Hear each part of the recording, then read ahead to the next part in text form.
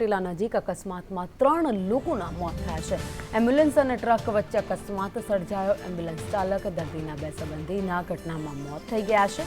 Ambulance Rajkot આવી રહી હતી તે દરમિયાન અકસ્માત સર્જાયો હતો। મૃતદેહ રાજકોટ સિવિલમાં પોસ્ટમોર્ટમ માટે ખસેડવામાં આવ્યા છે। તો વધુ અપડેટ સાથે સંવાદદાતા મયુર સોની અમારી સાથે જોડાયા છે।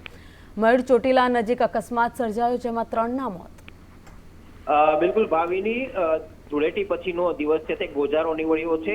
રાજકોટ અમદાવાદ હાઈવે ઉપર ચોટીલા નજીક આપાગીગાનો ઓટો આવેલો છે। તે હાઈવે ઉપર એક ટ્રકની સાથે એમ્બ્યુલન્સ છે તે જોરદાર ટક્કર સાથે અથડાઈ હતી ને આ દુર્ઘટનાની અંદર એમ્બ્યુલન્સ ચાલક સહિત 2 લોકોના મોત થયા છે।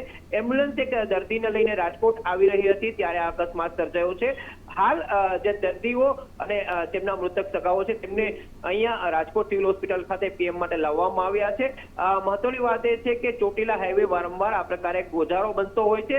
વહેલી સવારે ને મોડી રાત્રે અકસ્માતોની ઘટના છે એ આ સ્થળે થતી હોય છે, એટલે ત્યાં પેટ્રોલિંગ વધારવાની પણ વાત કરવામાં આવી છે। પરંતુ આ દુર્ઘટના છે, દુર્ઘટનાને લઈને ચોટીલા પોલીસ છે તે હાલ ઘટના સ્થળે પહોંચીને તપાસ ચલાવી રહી છે। આભાર માહિતી માટે।